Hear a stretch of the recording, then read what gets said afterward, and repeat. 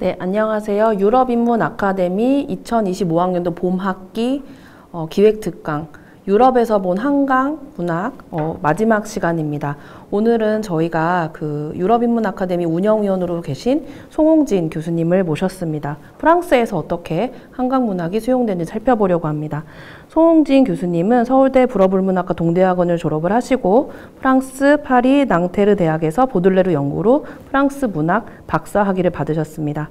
보들레르를 새롭게 조명하는 연구를 지속하는 한편 예술 비평과 매체 미학 연구, 프랑스어권 아프리카 문학 및 문화 연구로 관심을 넓히고 있습니다. 현재 경북대학교 불어불문학과 교주로 재직 중이십니다. 그러면 프랑스에서 어떻게 한강 문학이 수용되었는지 송홍진 교수님의 말씀을 들어보도록 하겠습니다.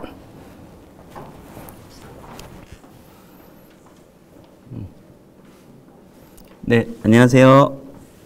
네, 유럽에서 본 한강 문학 마지막 프랑스 편을 맡은 송홍진이라고 합니다.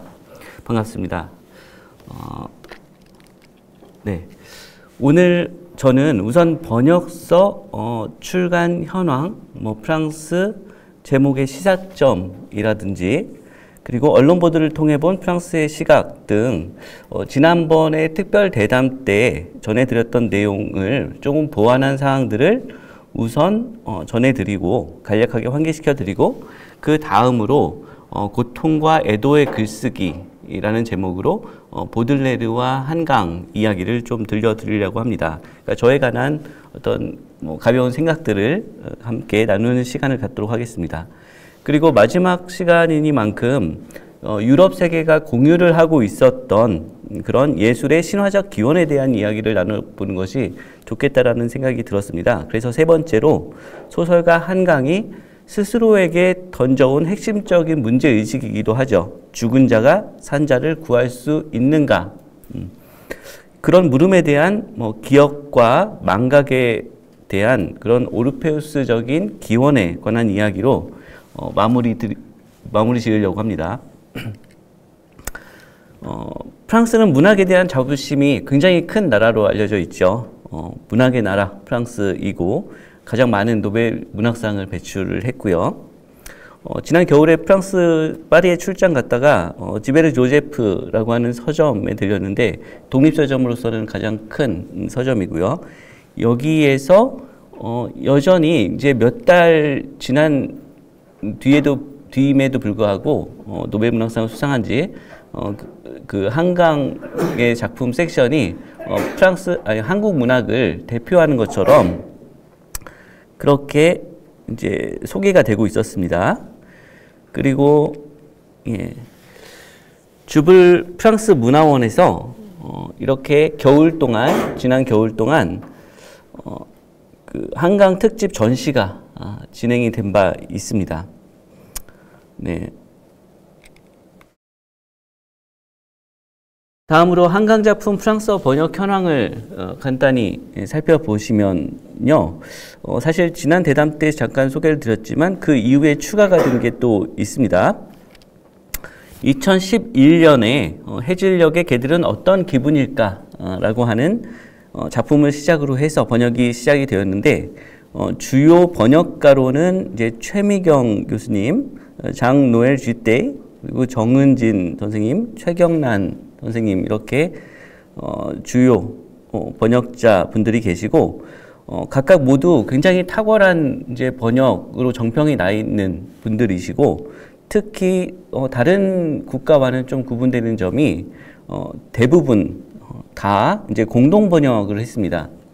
그래서 프랑스인과 공동 번역을 함으로써 번역의 어떤 질적 수준이 굉장히 높고 그래서 번역 문학의 느낌보다 그러니까 프랑스어 원전 소설 같은 그런 느낌을 분명히 주는 면이 있을 것 같습니다.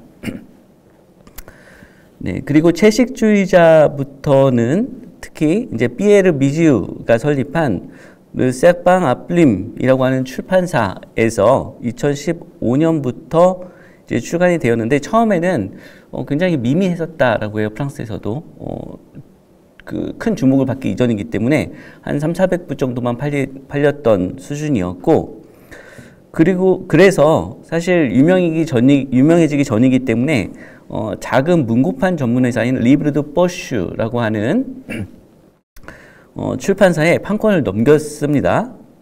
근데 이 판본이 굉장히 이제 작고 그 주머니에 쏙 들어가게 작고 가볍고 그리고 싸죠. 그래서 대중성이 굉장히 좋은 판본인데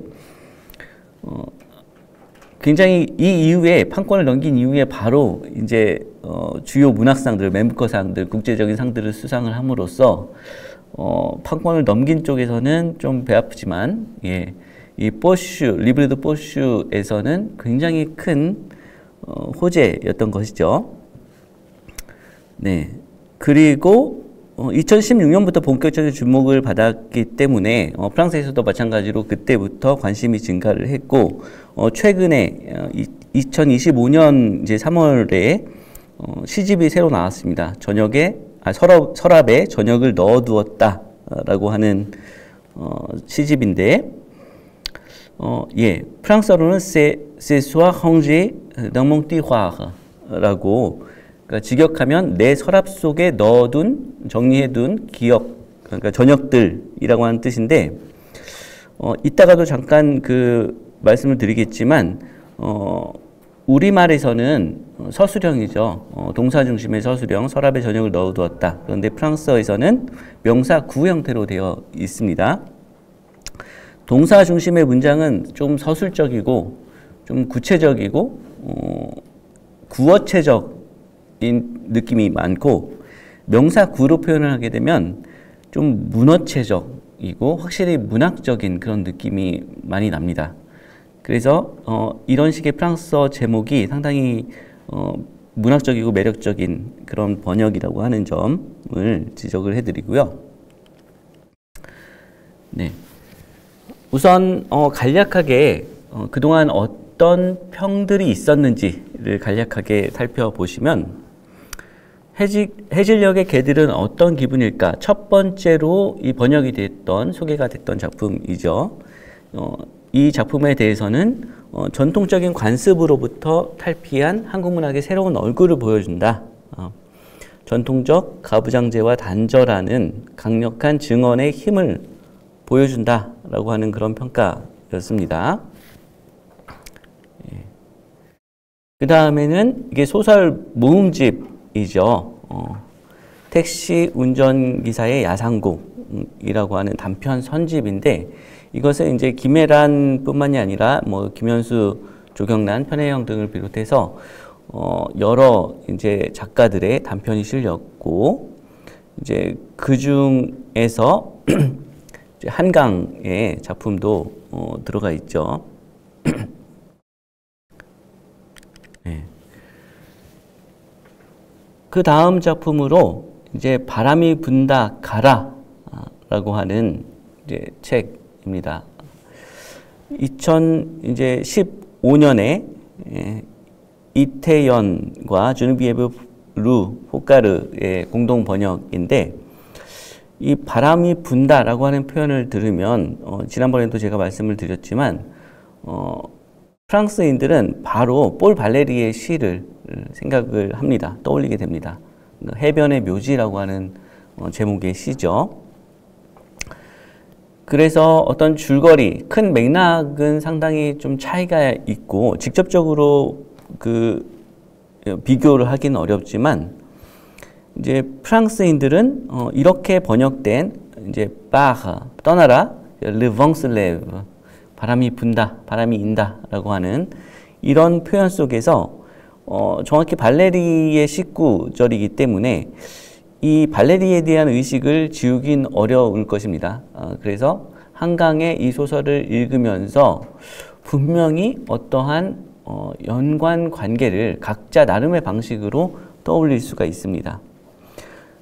발레리의 이제 해변의 묘지는 해변을 관조하면서 그 대양과 거기에 내리쬐는 태양 빛에 반짝이는 그런 바다 풍경을 보고 존재와 부존재, 시간의 덧없음과 순간성과 영원성, 죽음에 대한 굉장히 고도의 그런 철학적인 그 생각들을 전개를 하게 되는데, 명상들을 전개를 하게 되는데, 그 가운데 갑자기 바다에서 이렇게 바람이 쑥 불어오죠.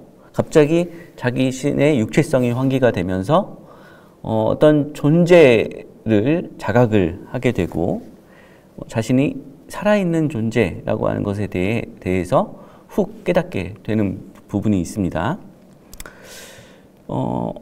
이제 바람이 분다 가라에서도 이제 그 한강의 장편 소설에서도 내용은 다르지만 어떤 이 바람이라고 하는 것이 육신과 정신, 그리고 개인과 타자, 그리고 육신의 내부와 외부 사이를 왔다 갔다 할 수 있는, 그리고 그것을 이어주고 확인하는 그런 움직임과 충돌을 좀 나타낸다라고 할 때 굉장히 재미있는 그런 독서를 할 수가 있는 것이죠.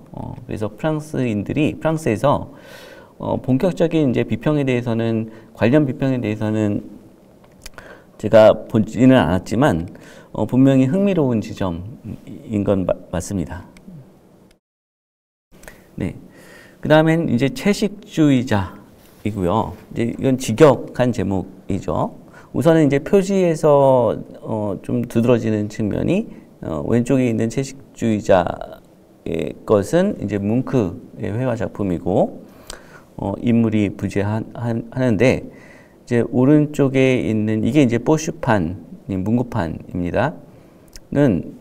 이게 이제 말하자면 여기 출판사 디자인인 것 같아요. 디자인인 것 같은데 약간 여성의 실루엣을 강조했죠. 그래서 약간 에코페미니즘적인 그런 여성 서사로서의 그 관점을 드러낸 것 같고, 그런데 뭐 이따가도 뭐 잠깐 말씀을 드리겠지만 한강 문학에서 저는 이제 채식주의자를 시작으로 이 시기에 많은 집필된 한강의 작품들이 대부분 이제 여성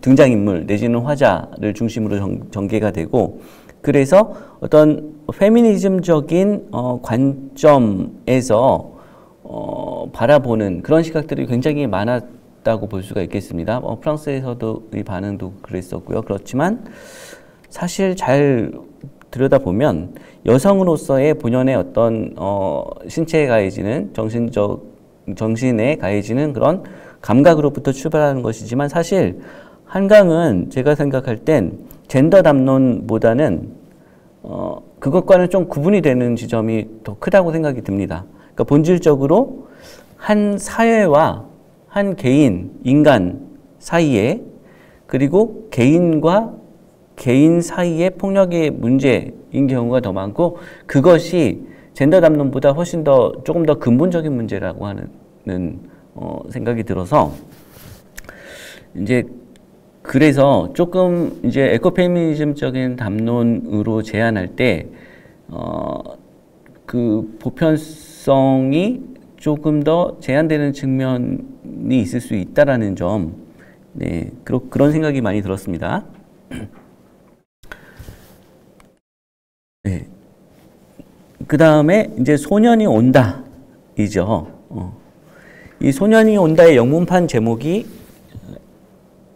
인간 행동이라고 하는 뜻으로 휴먼 액트라고 되어 있는데, 좀 인간이 비극을 마주했을 때 그 인간의 행동의 의미에 대한 그것에 초점을 맞춘 제목이 영문판의 제목이라고 할 수가 있겠죠. 그런데 프랑스어 제목은 슬위키 흐비앙, 되돌아오는 자, 이제 혹은 되돌아오는 것이라고 하는 뜻입니다. 흥미로운 것은 이 슬위라고 하는 지시대명사가 사람만을 가리키는 것이 아니라 되돌아오는 모든 대상, 그 사물을 가리킬 수도 있습니다. 그래서 흐비앙, 다시 되돌아오는 이란 뜻인데, 이 되돌아오는 자는 이제 홀령, 귀신, 혼백을 나타내죠. 그러니까 애도의 대상이 되어야 되는 그런 홀령 내지는 이제 끊임없이 되돌아와야 하는, 되살려내야 하는 그 남은 살아남은 자들의 어떤 기억들, 이런 것일 텐데, 그래서 계속해서 반추가 되어야 하는 그런 역사적인 트라우마와 그러한 어떤 반복성이 암시된 굉장히 뛰어난 흥미로운 그런 제목이라고 할 수가 있겠습니다. 그래서 이 소년의 귀환과 그 도래의 그 원제, 그러니까 한강의 원제, 소년이 온다라고 하는 서술형 원제가 그 온다라고 하는, 오고 있다라고 하는 그런 것에 초점이 맞춰져 있다면, 슬리키 흐비앙이라고 하는 프랑스어 이 번역은 방금 말씀드렸다시피 현재도 계속되고 계속 반복되는, 그리고 그것이 사람이기도 하지만 동시에 소년의 어떤 혼백, 홀령, 유령이기도 하다라고 하는 것까지 암시된 제목이기 때문에 개인적으로 이 원어의 제목을 굉장히 잘 더 그 이상 살린 제목이다라는 생각이 듭니다. 마찬가지로 여기서도 명사 구로 처리가 된 것을 보실 수가 있죠. 그래서 이 최근에 출간된 빛과 실에 노벨 문학상 수상 강연이 수록이 되어 있는데, 거기에서 한강은 자신의 소설의 제목에 대해서 이야기를 합니다. 같이 한번 읽어보시면, 이 소설의 한국어 제목은 소년이 온다이다. 온다는 오다라는 동사의 현재형이다. 너라고 혹은 당신이라고 2인칭으로 불리는 순간 휘끄무레한 어둠 속에서 깨어난 소년이 혼의 걸음걸이로 현재를 향해 다가온다. 점점 더 가까이 걸어와 현재가 된다. 건너뛰어서요. 시간과 공간을 건너 계속해서 우리에게 되돌아오는 현재형이라는 것을 바로 지금 이 순간에도 이렇게 쓰고 있습니다. 재미있는 점은 이 한강이 스스로의 자신의 작품을 가리켜서 이 소설의 한국어 제목이라고 쓰고 있다라는 거예요. 그러니까 프랑스어 제목, 영어 제목도 마찬가지로 단순한 어떤 옮김보다 그 제목으로서 그 해당 국가의 독자들에게 갖는 의미가 원 제목 이상의 혹은 대등한 가치를 갖는다라고 하는 생각이 좀 숨어져 있는 것이 아닌가, 이런 생각이 들었습니다. 네. 그러니까 이 현재가 된 과거, 그리고 과거를 끊임없이 되살리는 그런 작업을 하는 것이 시인이고 예술가라고 한다면, 이게 오르페우스적인 어떤 작업이다, 근본적으로. 그런 생각이 많이 들었고, 이 부분에 대해서는 이따가 다시 좀 나누도록 하겠습니다. 그리고 이제 휘라버 시간이나 휜 같은 경우에는 이제 그것 자체를, 언어 자체를, 제목 자체를 이제 직역으로 간단하게 표현을 했고요. 넘어가서 이제 작별하지 않는다를 보도록 하겠습니다. 소년이 온다의 경우와 마찬가지로 작별하지 않는다도 서술형이죠. 이것을 프랑스에서는 impossible adieu, 그러니까 불가능한 작별이라고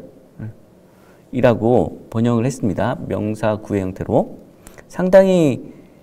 굉장히 이것도 잘 번역된 제목이라고 생각이 들고, 이제 프랑스어 문장으로 제시할 경우에는 주어가 반드시 명시가 되어야 한다는 그런 문제점이 존재를 하고, 또 아까 말씀드린 것처럼 이제 명사화된 표현이 프랑스어에서는 보통 더 문어적이고 문학적이고 함축적이고 그렇습니다. 그래서 굉장히 탁월한 이제 선택이었다라는 생각이 많이 들었습니다. 네. 그러면 이제 프랑스 언론의 반응으로 좀 넘어가 볼 텐데요. 우선 프랑스에서는 이제 르뿌앙지에서 이제 노벨문학상 수상 직후에 기사가 나오면서 한강이 누구인가를 소개를 했습니다. 이게 사실 전혀 거의 잘 알려지지 않았던 작가였기 때문에 다른 국가와 마찬가지로 프랑스에서도 과연 누구냐 주요 프로필들을 소개하는 데 바빴습니다. 한상원 소설가의 딸이고 그리고 뭐 역사적 트라우마를 가진 도시 광주에서 태어났고 박근혜 정부에서 블랙리스트에 올랐었고 뭐 황석영과 고은에 앞선 어떤 최초의 노벨상을 수상을 했고 그리고 주요 작품들을 이제 소개를 합니다. 네. 그리고 다음 소개해 드릴 것은 이 르몽드 기사인데요. 르몽드 기사에서는 이 반세기 동안 여러 대작가들의 걸작들이 꾸준히 번역되어 왔다라고 하는 점을 고려를 한다면 상당히 오래 진작 받았어야 할 상이었고 그렇기 때문에 이 비정상을 바로잡은 것이다. 그리고 이제 특히 바람이 분다 가라나 채식주의자 등에 나오는 그런 여성 인물들의 주목을 합니다. 그리고 그것들을 어떤 연결시키는 뭐 침묵이라고 하는 것을 한과 연결지어서 서술을 했습니다. 네. 그래서 잠시 이제 인용을 해서 살펴보면요. 이 독특한 리듬을 지닌 이 뛰어난 이 산문 작가에게 그 침묵은 종종 동물과 식물, 이성적인 것과 초현실적인 것, 시대를 초월한 내밀한 어떤 장애와 현대 생활의 즉각성 사이를 마치 모든 경계가 사라진 하나의 동일한 영역인 것처럼 대화할 수 있는 그런 연결고리다. 그런데 침묵은 뭐 화가나 서예가들에게도 발견되는 어떤 슬픔, 불만, 원망, 우울함의 개념인 한국의 한의 필수 요소이기도 하다. 네, 뭐 이런 식의 평을 했습니다. 그 다음에 일간지보다는 조금 더 이제 문예적인 권위가 있는 그 양세계 평론이죠. 이 양세계 평론의 편집장 오렐리 줄리아가 이제 평론글을 썼는데 한강을 이제 왜 읽어야 하는가? 에서 어떤 담론보다도 그 언어적인 탁월한 아름다움을 좀 강조를 합니다. 그래서 한강에 있어서는 모든 것이 굉장히 세련되고 섬세하고 아름답게 묘사가 되어 있고 굉장히 적확한 단어를 선택을 하고 그게 음악의 음표처럼 느껴지기까지 한다. 그래서 간결한 문체 속에 굉장히 높은 어떤 언어적인 기준이 있다라는 것이죠. 그게 숨겨져 있다라는 것이죠. 네. 조금 저기가 글씨가 좀 겹치긴 했는데요. 그래서 이 언어에 대한 탐구, 말로 표현할 수 없는 것, 소통할 수 없는 것에 대한 탐구가 한강에 있어서 굉장히 중요한 핵심적인 주제다. 라는 점을 지적을 합니다. 한강을 이제 언어의 거장의 측면에서 있는 그대로 읽어야 된다. 어떤 담론을 가지고 논의하기보다는 것이죠. 그래서 여기에 인용하지 않은 부분에서 오렐리 줄리아의 이야기를 보면 이 여성의 목소리라고 하는 것에 대해서 많이 이제 가장 대표적으로 한강에 대해서 이야기를 하는데 그것에 대해서 이야기를 할 때 사람들이 이야기를 할 때 굉장히 짜증이 났다.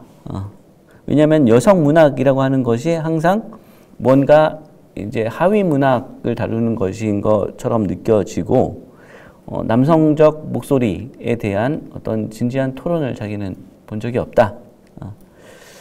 네, 그런 식으로 비판을 합니다. 네. 아까 조금 제가 어떤 젠더적인 관점보다, 그러니까 인간의 보편적인 어떤 개인에게 가해지는 혹은 개인의 감각으로부터 출발을 하는 그런 관점이 좀 더 유효한 것이 아니냐라는 말씀을 드렸는데, 그런 관점과 좀 상통하는 면이 있죠. 네. 그리고 이제 라 트리뷴 디망슈에서는 뭐 한강이라고 하는 대륙이라고 소개를 하면서 여전히 제대로 알려져 있지 않았던 나라였는데 한국이 이제 한국 문화에서 이 문학에서 터져나오는 새로운 목소리가 들려왔다는 것이죠. 그동안 한국 문화라고 한다면 프랑스에서 뭐 영화로 가장 잘 알려져 있고 홍상수나 뭐 박찬욱, 봉준호가 대표적으로 많이 언급이 됐고 현재는 이제 K-팝이고 그리고 웹툰 붐이 조금 불는 듯 하다가 사실은 제가 올해 초까지만 해도 굉장히 웹툰이 관심이 높다라고 말씀드렸었는데 이 열기가 좀 빠르게 식어가는 것 같은 그런 기사를 제가 또 봤습니다. 네. 아무튼 예.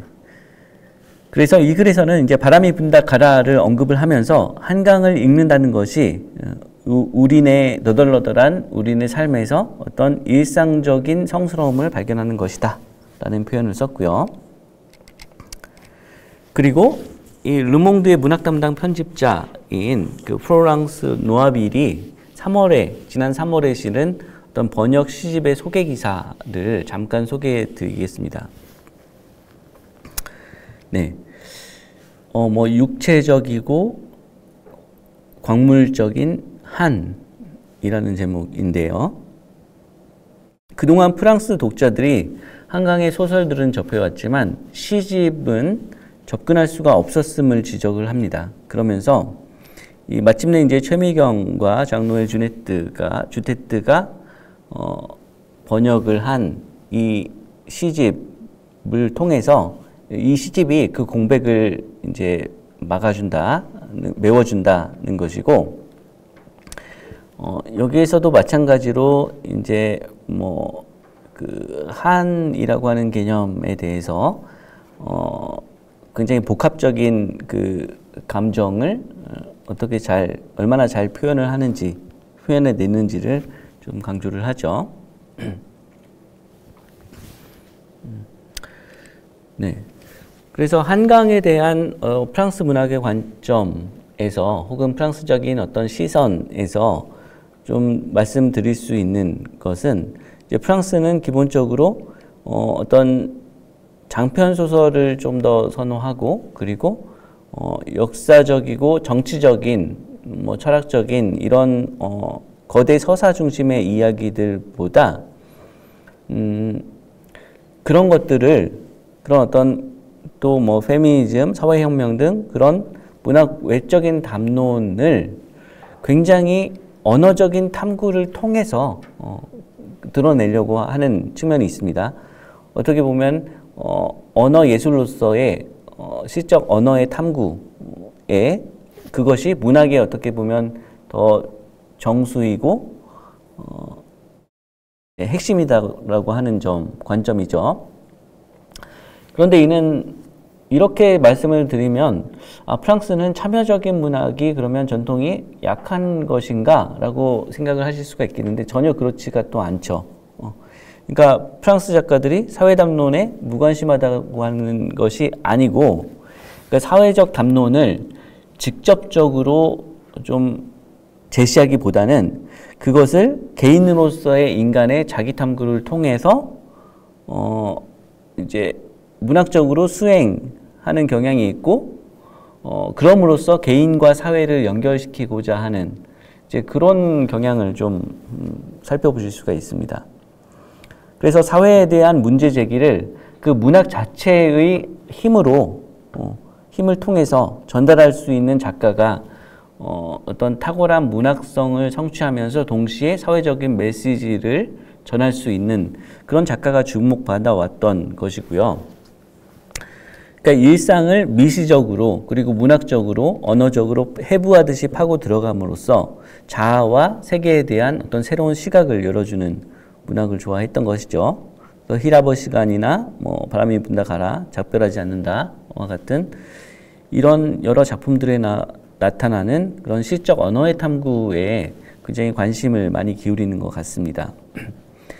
이렇게 이제 언어의 예술인 문학만이 할 수 있는 것인데 이제 조형 예술, 시각 예술이 할 수 없는 것을 언어를 통해서 구현을 할 수 있다는 생각, 이제 말해질 수 없는 것, 존재의 어떤 침묵을 언어로 표현하기 위한 작업, 이런 것들은 소외되어 왔고 또 발언권을 잃었던 그런 존재들에 대해서 혹은 망각되었던 것들에 대해서 언어를, 말을 부여하는 것이라고 할 수가 있겠습니다. 보들레르식으로 표현을 하자면 꽃들과 말 없는 것들의 언어를 알아듣고 표현을 하기 위한 작업을 하는 것이라고 할 수가 있겠죠. 네. 프랑스 작가들을 이제 한두 명 혹은 두세 명 말씀드려 볼 텐데, 이제 우선은 마르그리트 듀라스를 말씀드릴 수가 있겠습니다. 누보 로망의 작가이고, 또 이렇게 한강과 직접적으로 비교하기에는 또 다른 면도 굉장히 많고 하지만 정치적인 어떤 사회적인 문제에 대해서, 그리고 그런 정치적이고 사회적인 경랑 속에서 그것에 대해서 아주 직접적으로 의식하는 그런 글쓰기를 쓰지 않으면서도 그 거대한 역사의 소용돌이 속에서 개인의 육체와 정신에 새겨진 어떤 굉장히 개인적이고도 내밀한 그런 기억, 뭐 사랑이라든지 뭐 고통, 이런 것들을, 그러니까 가장 내밀한 인간 심리에 대한 어떤 세밀한 감수성을 굉장히 탁월하게 보여준 작가였죠, 듀라스가. 그렇다는 점에서 한강의 작업과 또 문제의식과 굉장히 닮은 점이 많이 있는 것 같습니다. 그리고 또 이제 누보 로망 작가로서 듀라스도 다중 시점을 많이 쓰는데요. 이제 한 사건을 여러 인물의 어떤 목소리를 통해서, 시점을 통해서 이제 구성하는 그런 기법이라든지 이런 점들도 그 단일한 어떤 화자 중심의 단순한 증언이 아니라 그 각각이 각각 다른 화자들이 느끼는 아주 다양한 감정들을 아주 세밀하게 보여준다라고 하는 점에서 좀 비슷한 것 같습니다. 그리고 이제 아니 에르노를 말씀드릴 수가 있겠는데, 이 아니 에르노도 사실 듀라스와 한강처럼 직접적으로 등치시키기에는 무리가 있을 수도 있습니다. 스타일도 문체도 다르고 다른 점도 많죠. 그러니까 그런데 이제 문학을 통해서 개인과 사회를 연결시키는 그런 문제의식에 있어서 아니 에르노가 자신의 시대를 살아가는 하나의 개인으로서의 목소리를 묻히지 않고 용기 있게 드러냈다라고 하는 점에서 탁월성을 보여주었다면, 그러니까 한 시대, 한 사회 속에서 여성 개인에게 다가오는 가장 내밀한 어떤 체험의 기록이죠. 이런 것들을 이 에르노는 오토픽션이라고 하는 그런 허구적인 자기 쓰기 과정을 통해서 보여주었습니다. 뭐 내가 겪지 않은 것은 나는 쓰지 않겠다라는 신념으로 잘 알려져 있고, 그래서 자기 자신의 목소리에 굉장히 밀착한 글쓰기를 주었죠, 아니 에르노는. 그런데 비슷한 작업을 하면서 문제의식을 가지면서도 한강의 인물들은 작가 개인과는 또 구별되죠.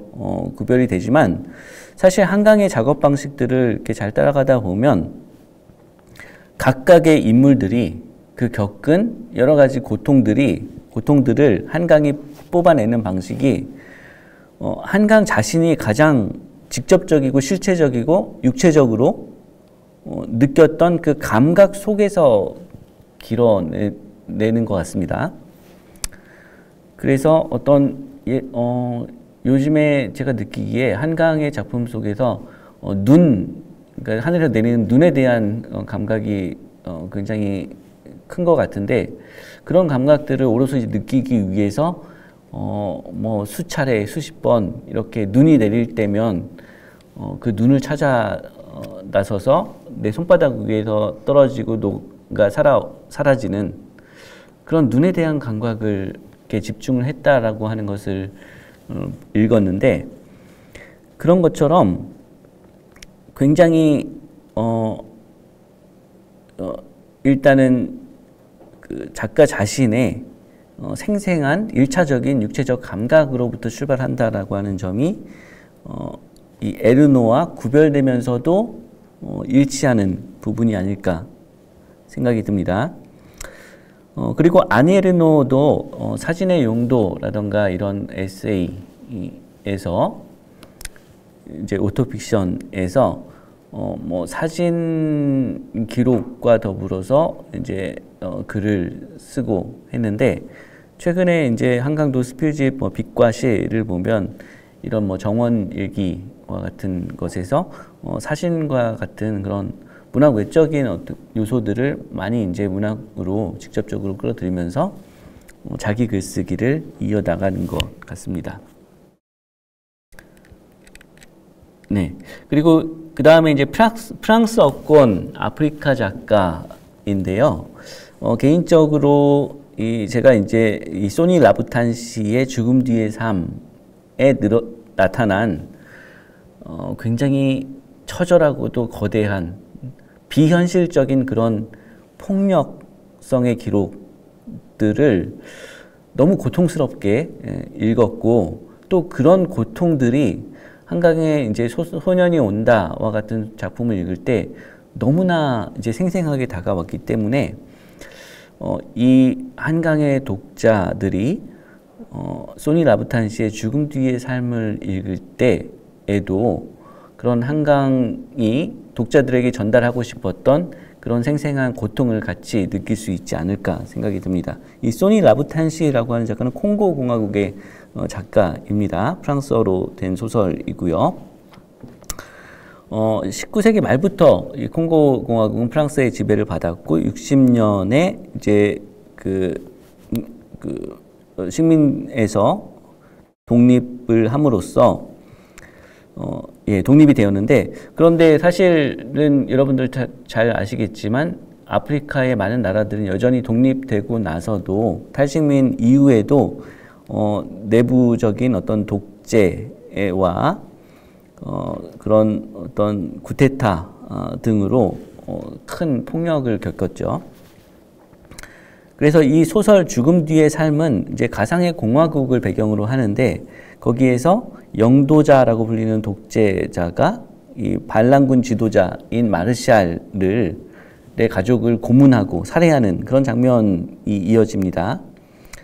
그래서 자신의 육체가 완전히 다 거의 도륙되고 되어가는 상황에서 이 마르샬은 나는 이런 죽음을 죽고 싶지 않다라고 계속 읊조리면서 유령이자 예언자가 되어서 나타나죠. 이렇게 어떤 식민주의 역사의 폭력 앞에 선 그런 개인을 다룬다라고 하는 점에서 그의 고통의 글쓰기가 또 한강과 맞닿아 있는 부분을 발견을 했습니다. 이 고통의 글쓰기는 이제 그것 자체로 초혼이고 애도행위이고 망각되어서는 안 될 것에 대한 그런 망각에 대한 저항이고 그 폭력에 대한 고발이죠. 그래서 한강도 이런 작가들처럼 이런 고통의 글쓰기를 매우 아름다운 문체와 미적인 언어 탐구로 성취해냈다라고 생각이 듭니다. 네. 저희가 두 번째 이제 파트인 고통과 애도의 글쓰기 이 장으로 넘어가기 전에 잠시 휴식을 가질까요? 네. 그러면 잠시 10분 동안 휴식을 갖겠습니다.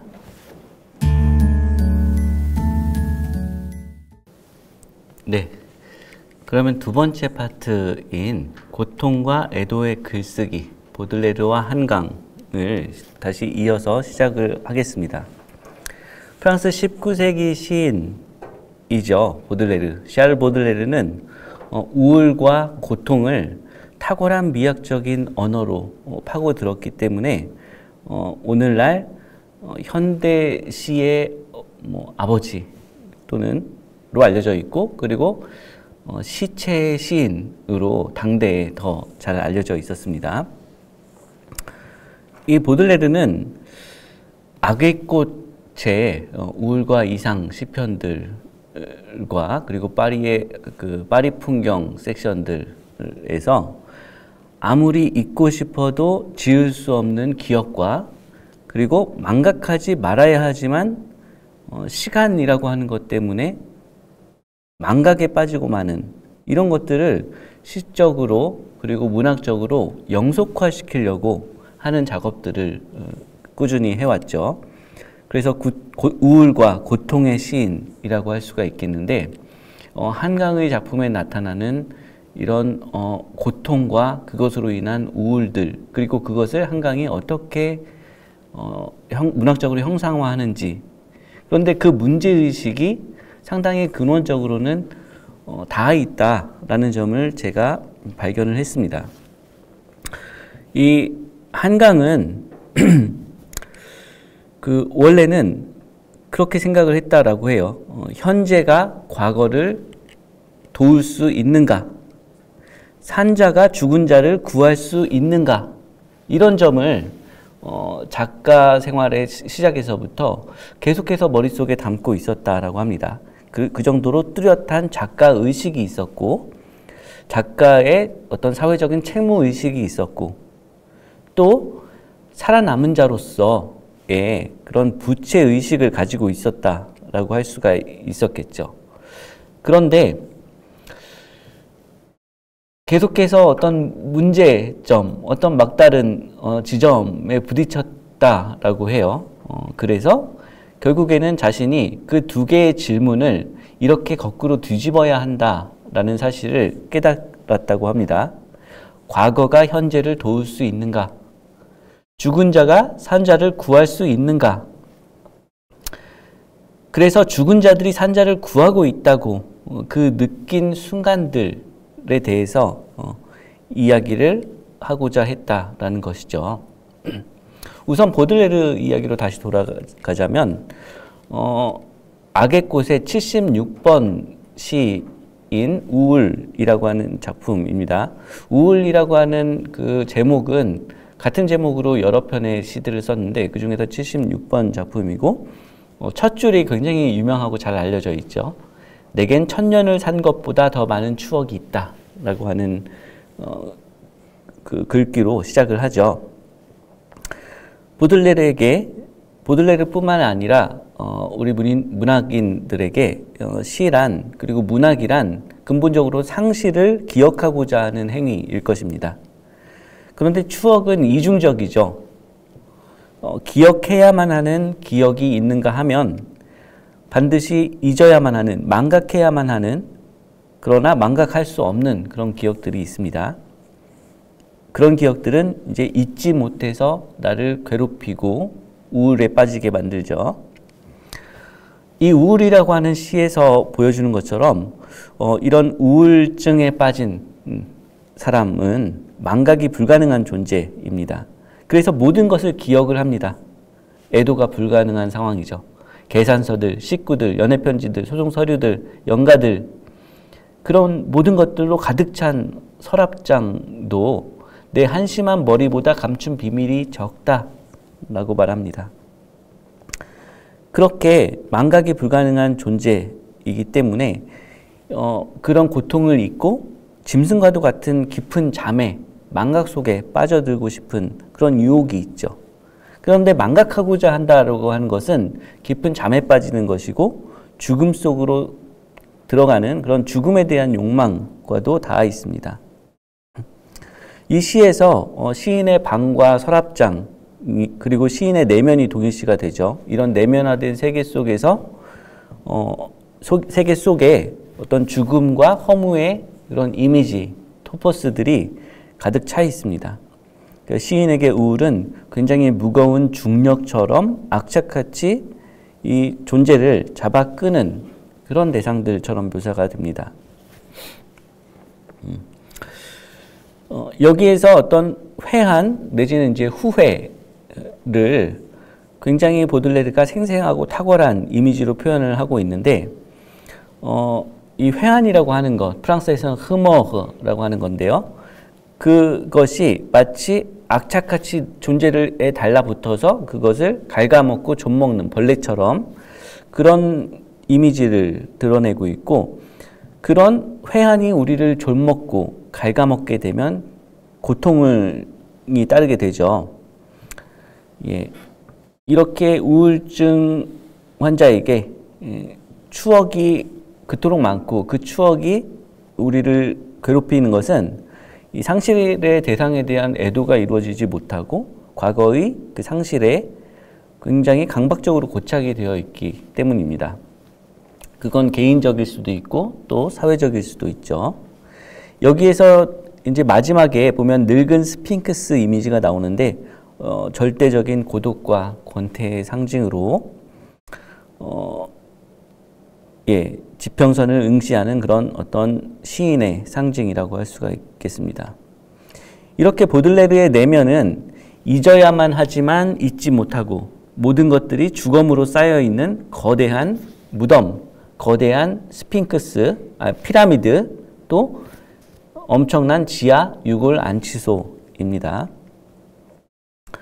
그렇지만 이 망각도 다른 한편으로 망각되어 가는 것을 필사적으로 되살려내려는 그런 의지와 욕망이 시인 보들레르에게는 있었습니다. 잊지 말아야만 했었던 것은 무엇이었나? 그것은 애인과의 추억, 사랑의 기억들이었습니다. 그런 부분들을 이제 발코니라고 하는 굉장히 너무나 탁월하게 아름다운 그 시를 통해서 보여주고 있는데, 보들레르는 여기에서 초혼술과도 같은 그런 기억술을 보여줍니다. 기억과 회상을 물질적으로 형상화하는 방식이 굉장히 탁월하고, 특히 이제 프랑스어로 낭송을 해보면 굉장히 음성적인 측면에서도 그 시적 공간을 메아리 치는 것 같은 그런 소리의 울려 퍼짐을 통해서 잘 탁월하게 표현을 합니다. 이 작품에서 애인들 중에 애인, 추억들의 어머니, 모든 나의 기쁨들인 너, 그 너는 이제는 늙고 병들어버린 자신의 애인이었던 잔 듀발입니다. 이제는 사라지고 없는 젊음과 지난날의 아름다움을 이제 애석하게 생각을 하고, 또 여기에서는 노래를 통해서 그것을 되살리는 기술에 대해서 이야기를 하죠. 네. 어떤 그것을 되살리는 기술은 즉 기억의 예술, 기억술이고 그 기억술로서의 예술, 시를 의미합니다. 아름다움을 기억하고 시작품으로 지어서 후세에 전함으로써 영원한 것으로 남게 되는 것이죠. 보들레르는 이 시체, 어느 시체라고 하는 시가 있는데, 그 시에서 애인에게 길가에서 마주친 어떤 시체에 대해서 이야기를 합니다. 저 시체가 썩는 것처럼 지금은 아름다운 너지만 너의 그 육신도 사라지게 될 거다. 인간의 육체적인 아름다움은 썩어 없어지기 마련이고, 세월은 사람을, 인간을, 또 우리의 사랑을 과거의 망각 속으로 무참히 이끌어 가지만 시인은 행복했던 시절을 생생하게 불러내는 기술을 알고 있다. 그게 바로 노래이고 시이죠. 문학이고, 그래서 시 쓰기를 통해서 사랑의 추억을 영원한 것으로 만드는 그런 시인의 초자연적인 능력에 대해서 이야기를 합니다. 이 발코니라고 하는 시에서 나는 행복한 순간들을 불러내는 비결을 알고 있어 라고 했을 때 불러내다 라고 번역하는 것은 에보케 라고 하는 단어입니다. 이것은 상기하고 이제 회상시키는 그런 것을 나타내지만 또 이제 무속이나 종교에서 죽은 자의 혼을 불러오는 그런 초혼 행위이기도 합니다. 강신술적인 그런 행위를 가리키는 동사이기도 하죠. 그러니까 시인이 시를 쓰는 행위가 마치 혼을 불러오는 그런 초혼 행위인 이유는 그것이 이미 사라진 존재를 되살려내는 주술적인 강령수를 닮았기 때문이죠. 시를 통해서 이제는 없는 추억을, 애인을 되살려내는 기술인 것이죠. 한강에게서 이 고통의 상기는 그 고통이 지우고 있는 가리고 있는 지극히 내밀한 행복과 사랑의 순간들을 이렇게 보들레르의 작품에서처럼 이 고통과 망각으로부터 구해내는 일인 것 같습니다. 육체가 해체되고 사라지더라도 그것이 간직했던 어떤 추억을 기억을 하려고 하는 아주 필사적인 노력이 있는 것이죠. 네, 저는 굉장히 제가 이 강의를 준비를 하면서 소년이 온다를 꼼꼼히 또 다시 봤는데 볼 때마다 너무 괴로웠습니다. 괴로워서 눈물을 흘리지 않을 수가 없었는데 특히 저의 눈길을 이제 가장 오랫동안 붙들고 제가 가장 좋아하는 부분이 소년이 온다의 제2장 검은 숨입니다. 그 제2장에서 이 진압군에 의해서 죽임을 당해서 산더미처럼 쌓아 올려진 시체 더미 사이에 그 정대의 육신이 놓여 있고 정대는 죽어서 혼이 되어서 그것을 바라보죠. 그런 시점으로 전개가 됩니다. 육체의 부패에 대한 굉장히 처절하면서도 생생한 묘사가 우리를 더욱 고통스럽게 하는데 그런데 그 육체의 점진적인 부패와 또 그것을 집어삼키게 되는 어떤 화염 이런 것들이 마치 어떤 번제처럼 굉장히 저에게는 숭고미가 느껴질 정도로 그런 어떤 독특한 아름다움이 있었습니다. 육체는 사라지지만 정대는 그 과정에서 기억의 의지를 드러내죠. 고통뿐 아니라 어떤 그 행복의 순간들도 기억을 하고자 하고 또 검은 숨으로 화하면서 정대는 역설적으로 비상할 수 있는 어떤 순수한 영혼으로 의식으로 자유를 얻게 될 것입니다. 결국은 그렇지는 못하죠. 그래서 이제 인용문을 잠깐 보시면 풀벌레들이 소리내어 날개를 떨고 있었어. 보이지 않는 새들이 높은 음조로 울기 시작했어. 검은 나무들이 바람에 흔들리며 눈부시게 입 스치는 소리를 냈어. 리듬감이 어떤 어미를 통해서 뭐뭐 했어 라고 하는 어미가 반복이 되면서 이게 마치 식구의 가군처럼 그런 효과를 내고 있습니다. 독특한 리듬감을 내고 그리고 자연의 어떤 존재들에 대한 세밀한 시선이 있죠. 그런 것들이 묘사층에 있어서의 어떤 아름다움을, 시적 아름다움을 대비시켜서 보여주는, 그러니까 비극과 대비시켜서 보여주기 때문에 오히려 어떤 이런 폭력과 비극이 훨씬 더 처절하게 드러내는 부분이 아닌가. 계속해서 내 몸은 썩어갔어. 벌어진 상처 속에 점점 더 많은 파리들이 엉겼어. 이렇게 가죠. 그런데 그 과정에서 참나무 숲 우듬지 사이로 오렌지색 광선을 내쏘며 해가 저물어 갈 무렵 여전히 그런 주위를 둘러싼 아름다운 풍경의 이미지들에 대해서 이 시선을 떼지 않습니다. 네. 캄캄한 이 덤불숲에서 내가 붙들어야 할 기억이 바로 그거였어.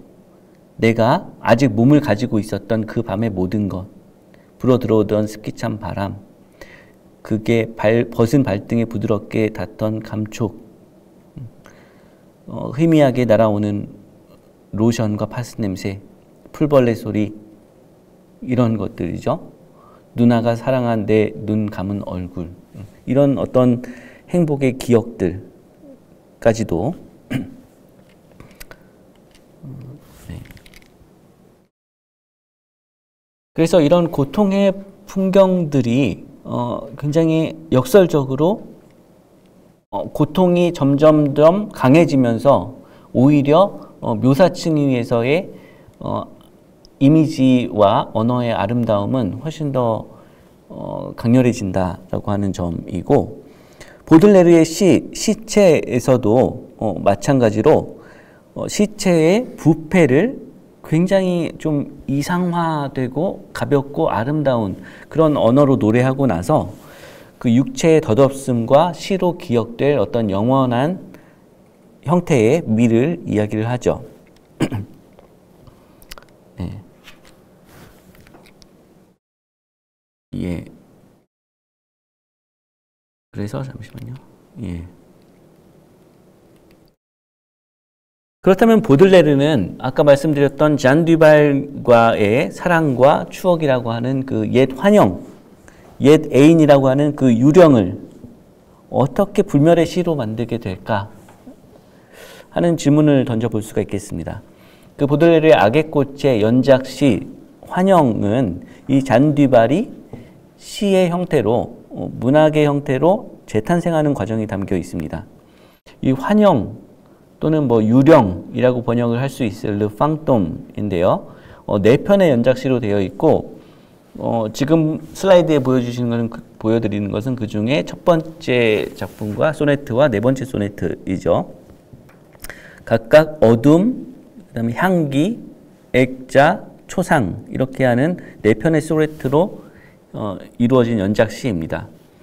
우선 첫 번째 작품인 어둠에서는 이 망각 속에서 기억을 소생시켜야 하는 자의 어떤 막막한 운명에 대해서 이야기를 하죠.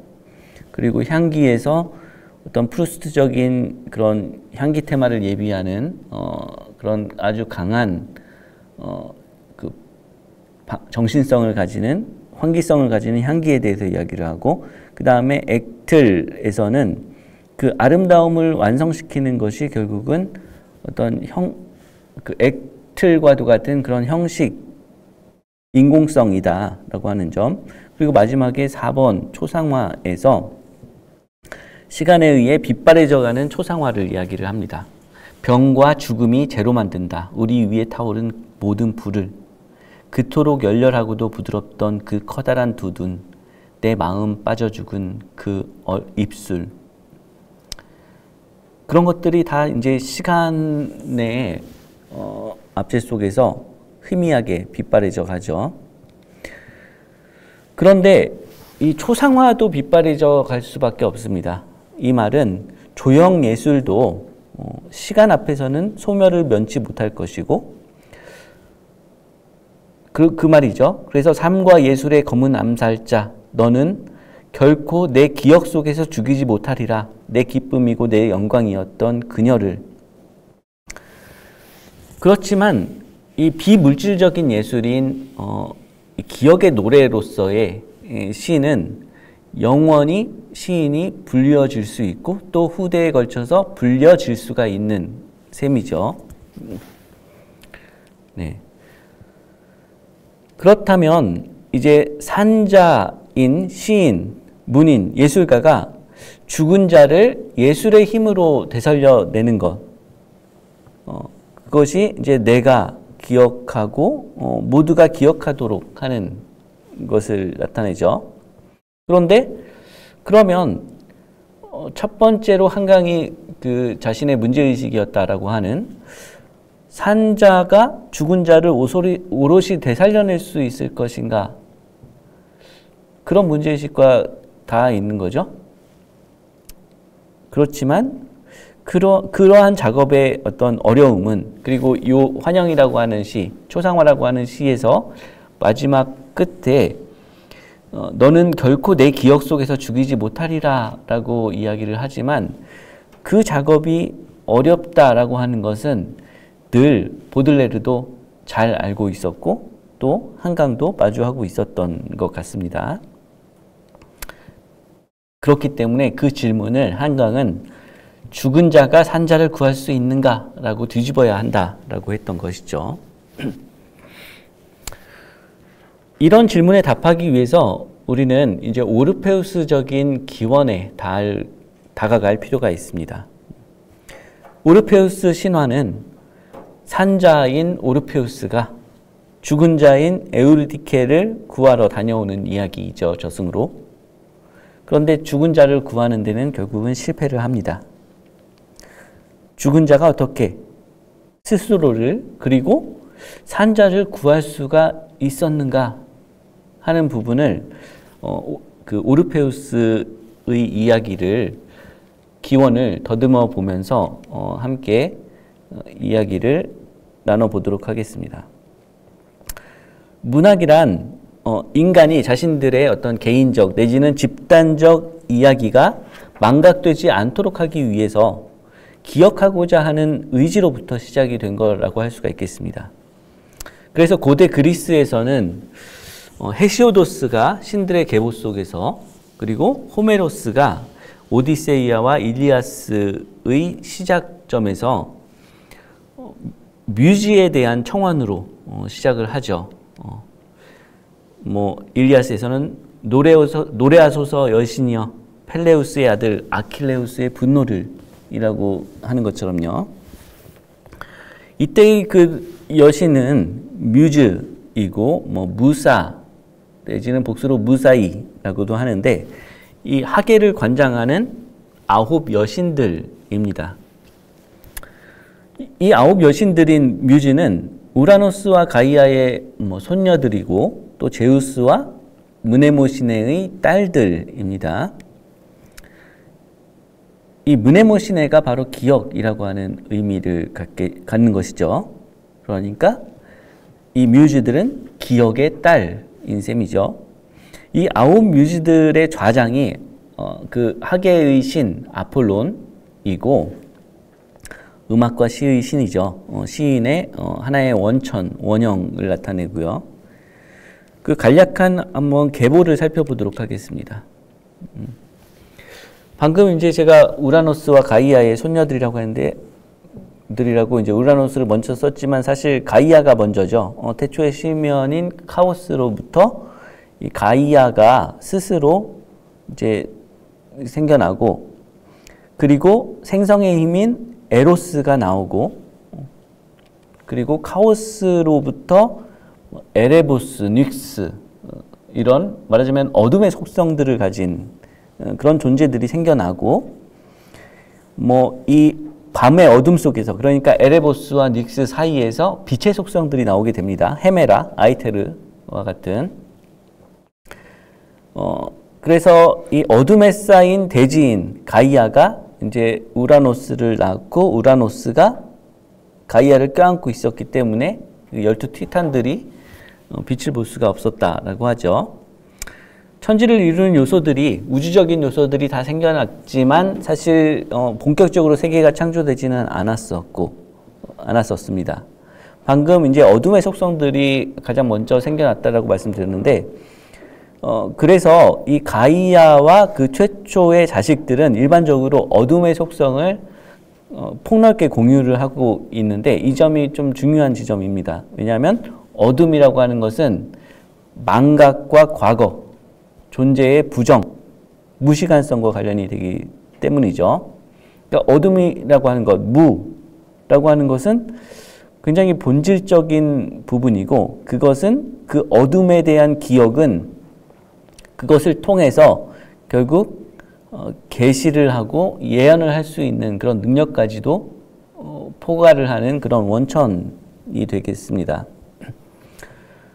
그 가이아의 자식들인 그 12티탄들 중에서 티타니데스인 그 무네모시네가 이 기억의 능력을 표상을 하죠. 제우스는 이 무네모시네와 이제 동침을 하여서 아홉 자매들인 뮤즈들을 낳았습니다. 그리고 이 뮤즈의 계보에서 오르페우스가 있죠. 그러니까 이 뮤즈의 혈통이 오르페우스로 이어지게 되는데, 오르페우스는 이제 트라키아의 강의 신인 오이아그로스와 뮤즈 중에서 막내였던 칼리오페 사이의 아들로 알려져 있습니다. 칼리오페가 사실 막내긴 하지만 좀 서정시를 대표를 하고 하기 때문에 좀 뮤즈 중에서는 좀 대표격으로 여겨지고요. 그리고 또 이 오르페우스는 아폴론의 자식으로 아들로도 여겨집니다. 음악과 시의 신의 계승자라는 측면에서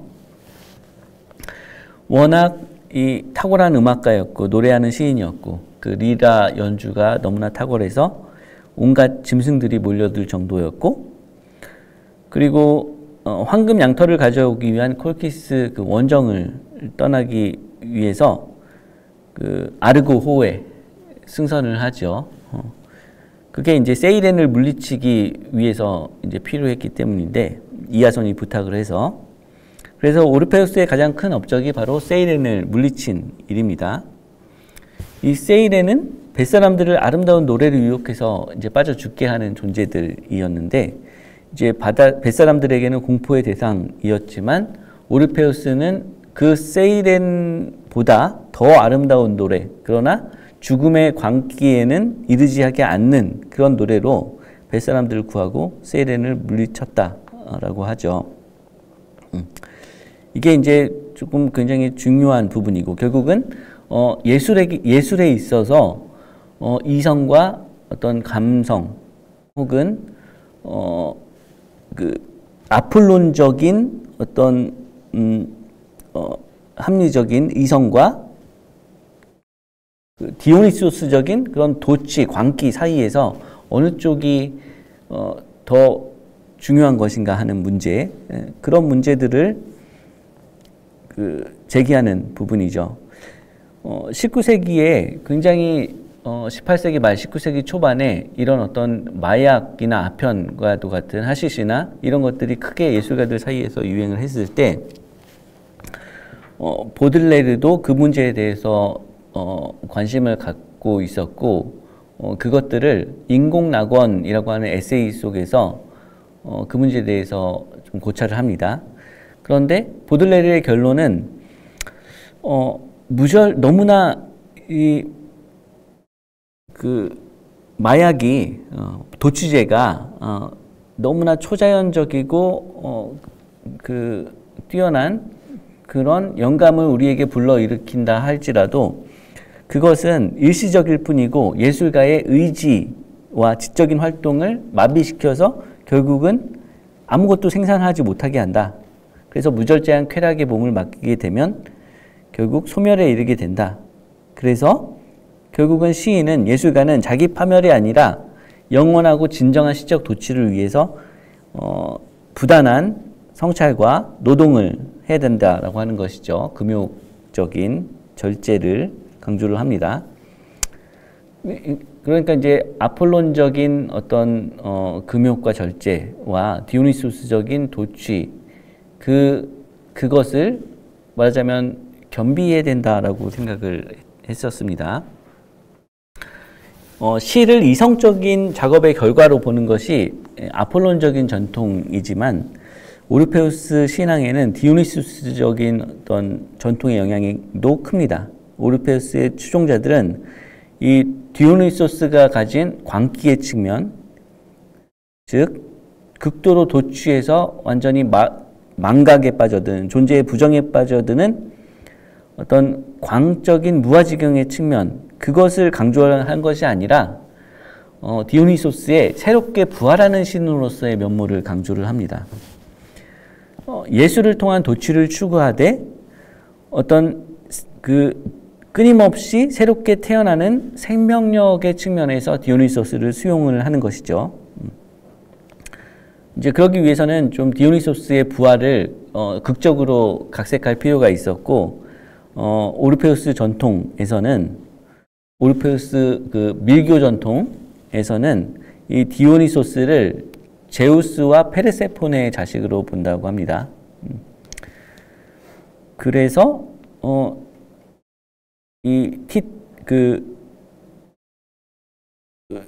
디오니소스 자그레우스는 티탄들에 의해서 이제 찢겨지게 되고, 그의 분노한 제우스가 티탄을 응징을 하고 잿더미로 만들죠. 그로부터 이제 프로메테우스가 재에서 인간을 만들고, 네. 그래서 이제 요컨대 이제 오르페우스 신앙에서는 디오니소스를 어떤 아폴론적인 예술 형식에 담겨진 디오니소스적인 힘이라고 정리를 하는데요. 오르페우스의 신앙의 태동에 있어서 결정적인 점이라고 할 수가 있는 부분은 오르페우스의 저승 체험입니다. 오르페우스는 이 죽은 아내 에우리디케를 구하기 위해서 지하세계로 내려갔죠. 그리고 음악과 시의 힘으로 아내를 데리고 나갈 수 있도록 허락을 받습니다. 하데스로부터. 근데 이제 오르페우스가 에우리디케와 이제 결혼을 하고 나서 에우리디케가 이제 죽고 말죠. 이제 그 계곡에서 꽃을 꺾다가 자신을 범하려는 아리스타이오스를 피해서 도망을 가다가 독사에 물려 죽는데, 오르페우스가 너무 슬퍼가지고 이제 연주를 딱 하니까 천지가 같이 슬퍼했다라고 하죠. 이에 그 대지의 여신인 데메테르, 페르세포네의 엄마죠. 그 데메테르가 감동해서 에우리디케를 찾아서 저승으로 갈 수 있도록 해 주었고, 연주가 너무나 뛰어났던 나머지 케르베로스도 문을 열어주고 저승의 신 하데스를 만날 수가 있었던 것이죠. 이 하데스는 에우리디케에게 그 죽은 자와 산자가 서로 이제 눈을 마주칠 수가 없기 때문에 이 저승의 길을 나가기 전까지 오르페우스에게 뒤를 돌아보지 말라라고 하는 그런, 말하자면 약속을 받아내죠. 하지만 이제 여러분도 다 아시다시피 저승을 빠져나오기 전에 오르페우스가 너무나 불안하고 궁금하고, 그래서 에우리디케를 돌아봤고, 에우리디케는 그 즉시 지옥으로 다시 빠져 들어가게 됩니다. 오르페우스가 다시 에우리디케를 애타게 찾았지만 영원히 찾을 수가 없었고, 나중에 오르페우스가 귀환을 해서 다른 여자들은 거들떠 보지도 않고 그렇게 슬픔에 빠져 있자 디오니소스의 무녀들이 그거에 분노해서 오르페우스를 갈갈이 찢겨 죽이죠. 그래서 이제 강에 던졌는데 그 오르페우스의 머리만 여전히 노래를 계속을 하고 있었다. 레스보스 섬 해안에 도착을 하게 됐다라는 것입니다. 그 악의꽃, 보들레르 악의꽃의 최초의 착상이 첫 번째 제목이 이 레스보스 섬의 여인들이라고 하는 레즈비엔느라고 하는 제목이었습니다. 이제 오르페우스가 이런 능력을 가졌다라고 하는 것은 이 음악과 시, 그러니까 문학의 원형이죠. 문학이 가진 비의적이고 주술적인 성격을 말해준다라고 할 수가 있겠습니다. 죽은 자를 소환시키는 능력이죠. 과거를 기억을 통해서 되살려서 예술을 통해 영구화시키는 능력이라고 할 수가 있겠습니다. 그런데 에우리디케가 이 저승에서 결국 빠져나올 수가 없었던 것은 절대로 뒤돌아보면 안 된다라는 하데스의 이 명령을 오르페우스가 망각했기 때문이죠. 그런데 일반적으로는 이 기억의 실패라고 하는 것이 곧 음악과 시의 실패, 문학의 실패, 예술의 실패, 신화의 전승의 실패를 의미를 하고 곧 죽음을 의미합니다. 반대로 삶을 유지한다는 것이 계속해서 기억을 한다라고 한다는 것이라면 이 망각한다라고 하는 것은 죽음의 세계로 끌려 들어가는 것을 의미를 하죠. 그런데 오르페우스는 이미 죽은 망각의 세계로 빠져든 그 에우리디케를 영원히 되살릴 수 있는 자가 됩니다. 노래로 예술을 통해 되살려낼 수 있는 자가 된 것이죠. 오르페우스 신화의 어떤 현대적인 해석을 보여주는 영화가 있습니다. 셀린 시아마 감독의 타오르는 여인의 초상, 혹시 보신 분도 계실까요? 네. 그 타오르는 여인의 초상이 2019년에 개봉을 했고 어떤 퀴어 영화로 굉장히 탁월한 어떤 아름다움을 보여주죠. 당시 결혼을 앞뒀던 여성인 엘로이즈와 그의 결혼을 위해서 초상화를 그려야 했었던 화가 마리안의 어떤 사랑과 이별 이야기입니다. 네. 그런데 이 엘로이즈와 마리안 그리고 하녀 이 셋의 어떤 여성적인 우애와 어떤 사랑을 다루면서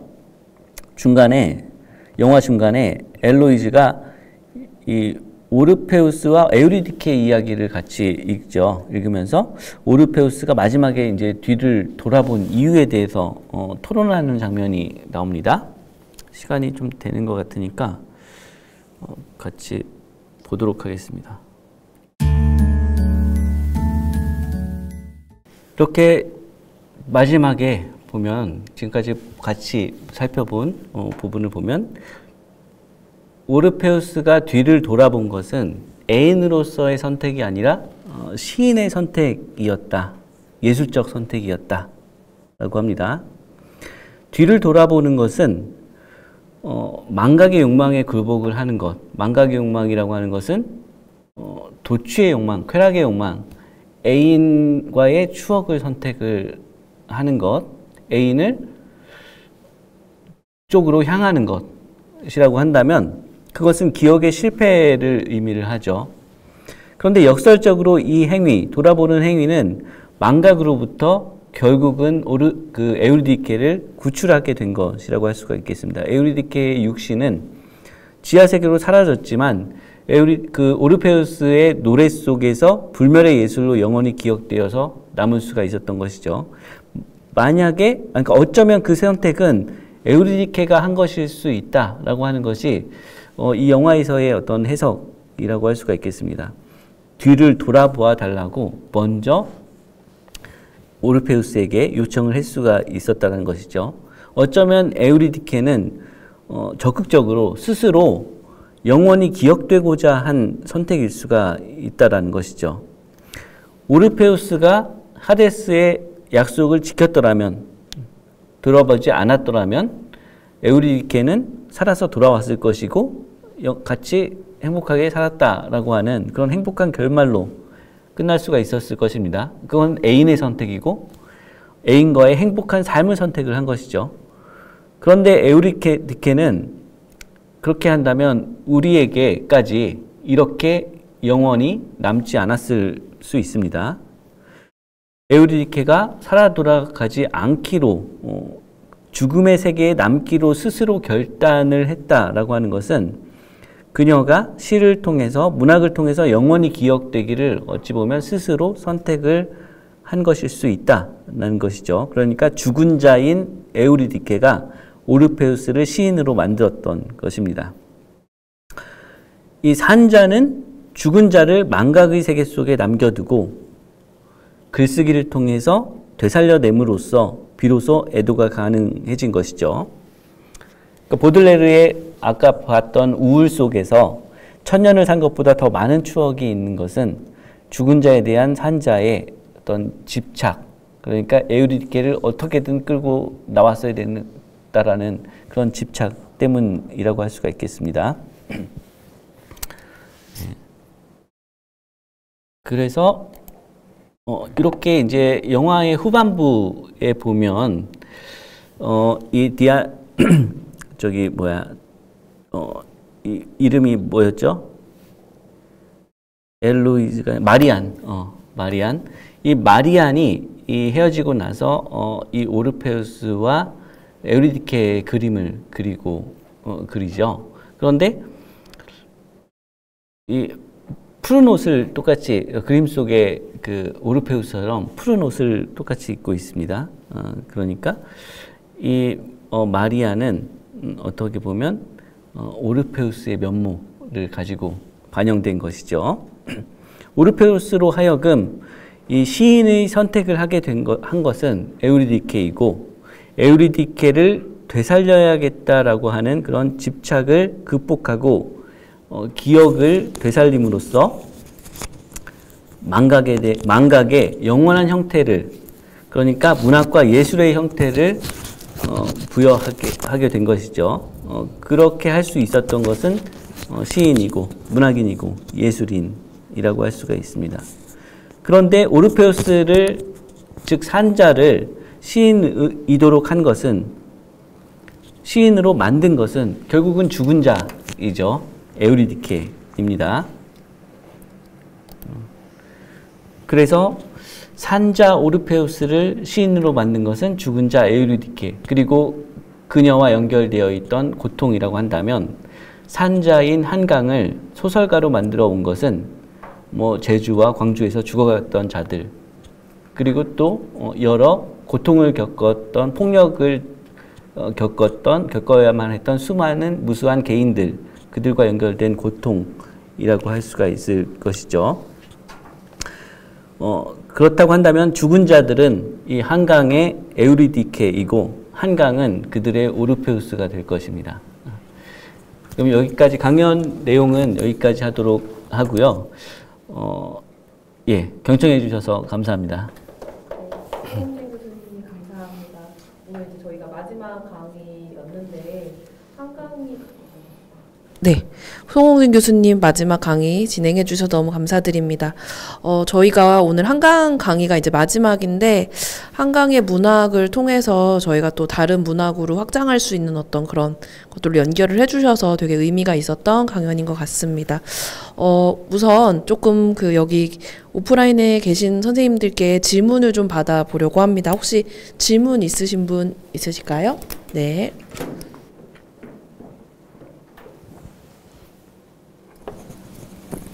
네, 앞서 강의에서는 신화적 관점에서 유비추론적이게 이렇게 해석했던 건 없었던 것 같아요. 네,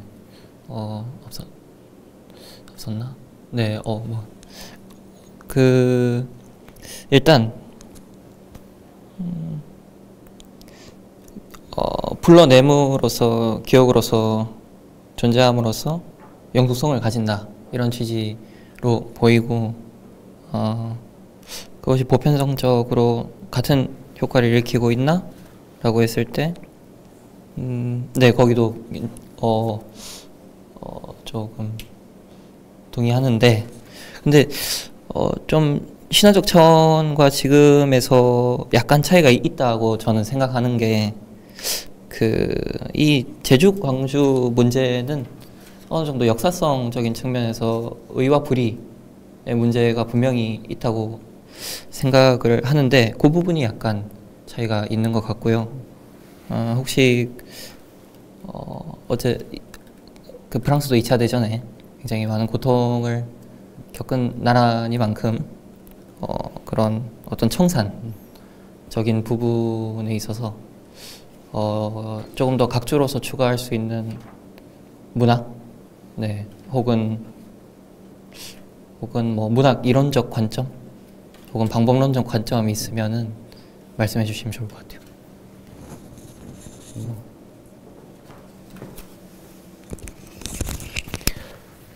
네. 그러니까 어쨌든 어떤 아픔이 있었던 역사, 적인 부분에 있어서 그것의 어떤 프랑스 문학에서의 어떤 수용의 면모들 어떻게 발현되었는지 하는 부분들, 이제 그 부분들은 뭐 노벨 문학상을 탔었던 이제 파트릭 모디아노의 경우도 그렇고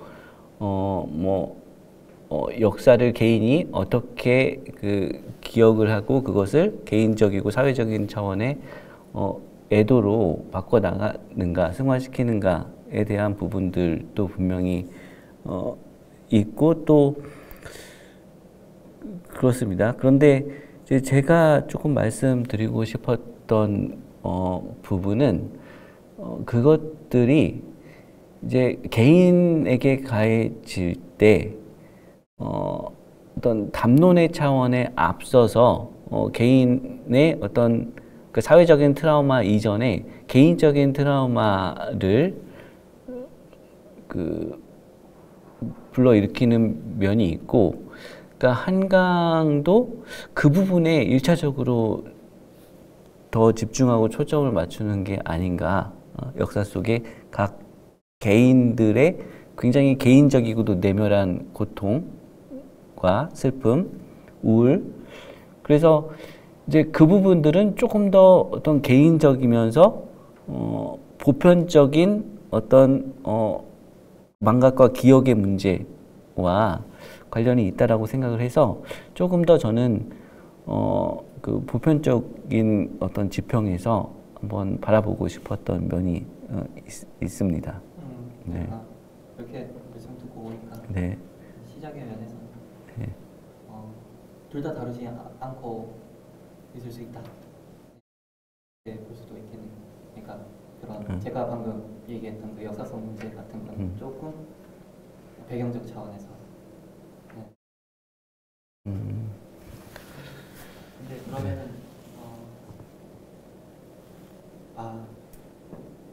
혹시 그런 거를 다룬다는 자체가 보편성으로 나아갈 수 없는 어떤 지점 같은 것도 있나요? 너무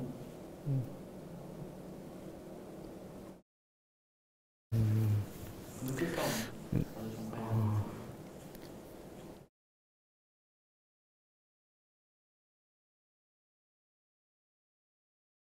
네. 네. 네, 온라인에서도 또 네, 질문이 네, 올라오셔서 제가 그 낭독해드리도록 하겠습니다. 뒤라스나 보들레르가 기억하고자 하는 것, 망각으로부터 끄집어내고자 애쓰는 것은 개인의 사랑인데요.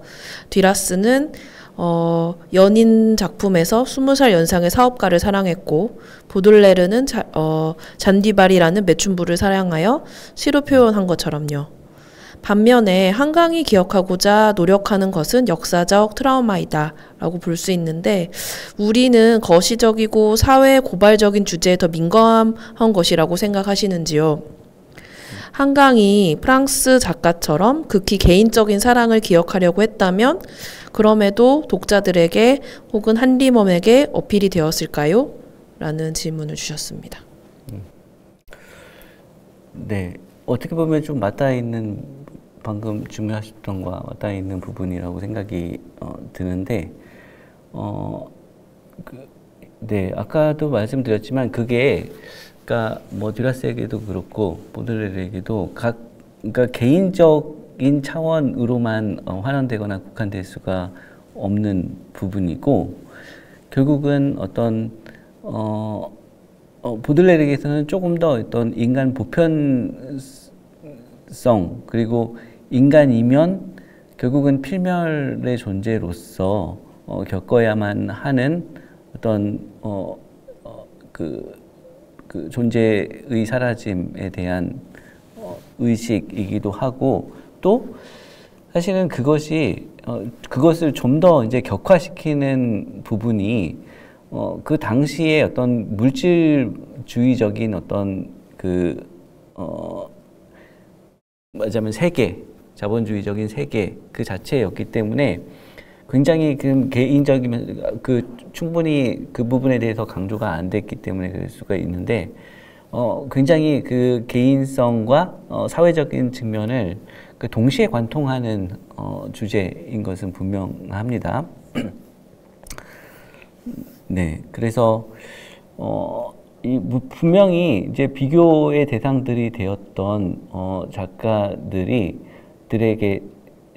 어느 쪽이 조금 더 강조되는가에 따라서 에르노도 그렇고 뭐 한강이나 듀라스라던가 분명히 다른 부분들이 존재를 하는데 한강에 있어서는 그런 부분들이 우리의 독자에게 훨씬 더 역사적인 트라우마의 지평이 더 크게 다가오는 측면이 있는 것 같아요. 그거는 그거는 분명해 보이는데, 근데 저는 개인적인 하나의 독자의 입장에서 바라볼 때 그 역사가 그렇다, 그 역사의 소용돌이 속에 있는 그 폭력의 상생함이라고 하는 것은 담론의 차원이 아니라 굉장히 지극히 개인적인 층위에서 벌어지는 것이고, 그렇기 때문에 한강의 작품을 읽을 때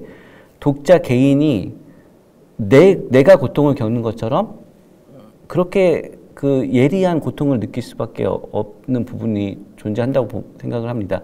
그게 같은 어떤 현대사의 격동을 다뤄왔던 그 이전의 다른 작가들과 흔히 말하는 그 주류 남성 작가들이 뭐 대하 소설이라든지 이런 사회적인 문제를 다루는 소설들과 한강의 작품이 뚜렷하게 구분이 되는 지점이라고 생각이 듭니다. 정말 칼로 독자를 찌르는 듯한 글쓰기를 하는데 그 한 발 떨어져 있는 것이 아니라 그것은 정말 그 개인의 내밀성의 관점에서 볼 때, 읽을 때 드러날 수 있는 부분이라고 생각이 들고, 결국은 그것을 통해서 이제 사회적인 말하자면 그 시를 연결을 하려고 했던 것이 아닌가. 결국은 가장 개인적이고 가장 내밀했던 지점이 가장 사회적인 부분이었던 것이고, 그 부분은 어떻게 보면 뭐 제가 뭐 듀라스 전문가가 아니어가지고 뭐 아주 깊이 있게 말씀을 못 드리지만 듀라스나 에르노에게도 마찬가지인 부분이 있는 것 같아요. 네, 제가 그러니까 즉흥적으로 질문해 주신 것에 대해서 막 이렇게 좀 정리가 잘 안 되는 부분이 있는데 어느 정도 좀 전달이 됐는지 모르겠습니다. 그리고 또 질문이 하나 더 들어와서 읽어드리도록 하겠습니다. 소년이 온다 제2장 검은 숨 부분에서 숭고미를 잠깐 언급하셨는데 조금 더 자세히 설명해 주시면 감사하겠습니다. 네. 그러니까 숭고미라고 하는 것은 인간이 어떤 미적 미적 체험의 영역을, 관조의 영역을 아득히 넘어서 있는 압도적인 대상에 앞에서 느껴질 수 있는 감각이라고 한다면, 그 검은 숨에서 묘사되고 있는 어떤 거대한 인간들, 시체들의 탑과 그것을 관조하는 어떤 혼백으로서의 정대의 시점이 굉장히 담담하게 묘사되지만 그러한 어떤 말하자면 일종의 거리를 둔 시선으로부터 느껴지는 막대한 그런 막막함의 감정들이 있고, 그것이 어떤 숭고미적인 부분들을 자극하는 그런 측면들이 있었습니다. 그래서 제가 느끼기에 저의 독서의 어떤 경험 속에서 그런 지점들을 제가 느꼈고, 그런 부분들이 어떤 병렬적으로 이어지는 그 자연적 감각, 자연에 대한 어떤 대비를 이루는 묘사들과 더불어서 훨씬 더 좀 강렬한 그런 효과를 보여주지 않았나. 그래서 제가 좀 좋아하는 챕터이고 좀 읽기에 힘든 챕터이고 그런 것 같습니다. 네,